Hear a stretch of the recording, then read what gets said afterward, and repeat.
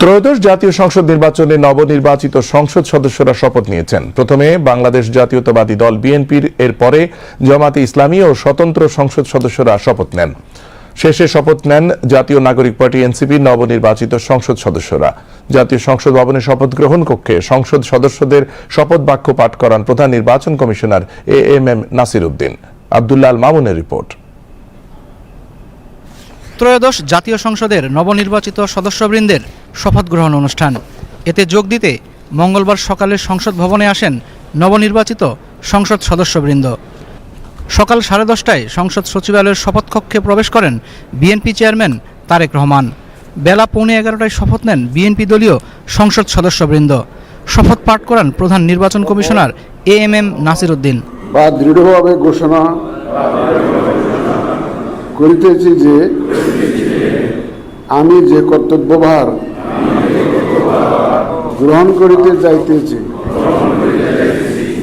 তাহা আইন অনুযায়ী ও বিশ্বস্ততার সহিত পালন করিব। শপথের পর বিএনপির সংসদীয় কমিটির প্রথম সভা অনুষ্ঠিত হয়।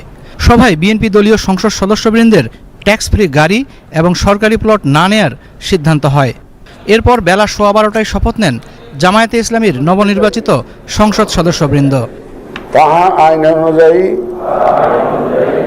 ও বিশ্বস্ততার সহিত পালন করিব। পরে জামায়াতে ইসলামীর সংসদ সদস্যবৃন্দ শপথ নেন সংবিধান সংস্কার পরিষদের সদস্য হিসেবে। জামায়াতে ইসলামীর সংসদ সদস্যদের পর শপথ নেন জাতীয় নাগরিক পার্টি এনসিপির নবনির্বাচিত সংসদ সদস্যবৃন্দ। পরে এনসিপির সদস্যবৃন্দ শপথ নেন সংবিধান সংস্কার পরিষদের সদস্য হিসেবেও। গ্রহণ করিতে যাইতেছি তাহা আইন অনুযায়ী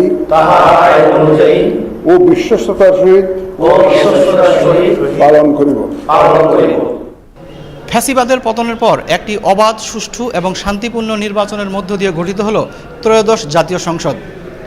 জনমানুষের প্রত্যাশা, এবারের সংসদ হবে সত্যিকার অর্থে কার্যকর এবং প্রাণবন্ত, যেখানে সরকারি দলের পাশাপাশি বিরোধী দলও রাখবে কার্যকর ভূমিকা। মামুন আবদুল্লাহ, বিটিভি নিউজ, জাতীয় সংসদ ভবন, ঢাকা।